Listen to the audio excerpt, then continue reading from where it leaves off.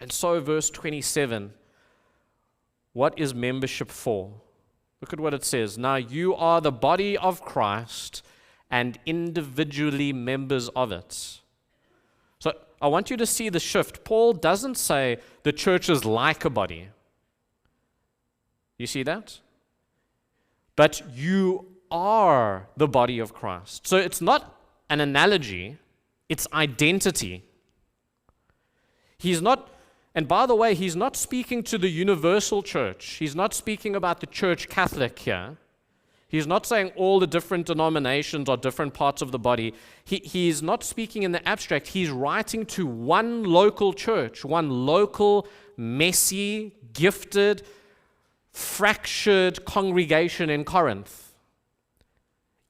Each real congregation is like a microcosm of Christ's body, a living, breathing display of his life to the world around.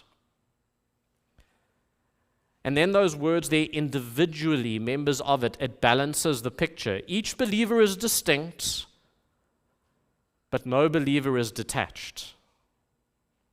Unity does not erase our individuality. Individuality finds meaning only in its unity. Again, let me tell you, here is the challenge. We want belonging today, but without obligation. So our culture values fluid associations. We belong to a gym until we find a cheaper one. We belong to an online community until it gets boring. The moment it costs us, we move on. And Paul confronts us. He says, if you're baptized into Christ, you are bound to his people. You cannot have Christ without his body.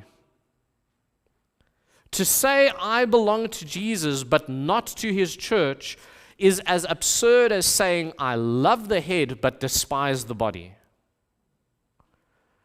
One of the church fathers put it like this. He said, you cannot have God as your father if you do not have the church as your mother. Now, we live in a time where people are deconstructing their faith. They're walking away from institutional commitments, or they're sampling churches like restaurants. This verse is prophetic. Paul says the local church, it's not a consumer choice, it's Christ's own body.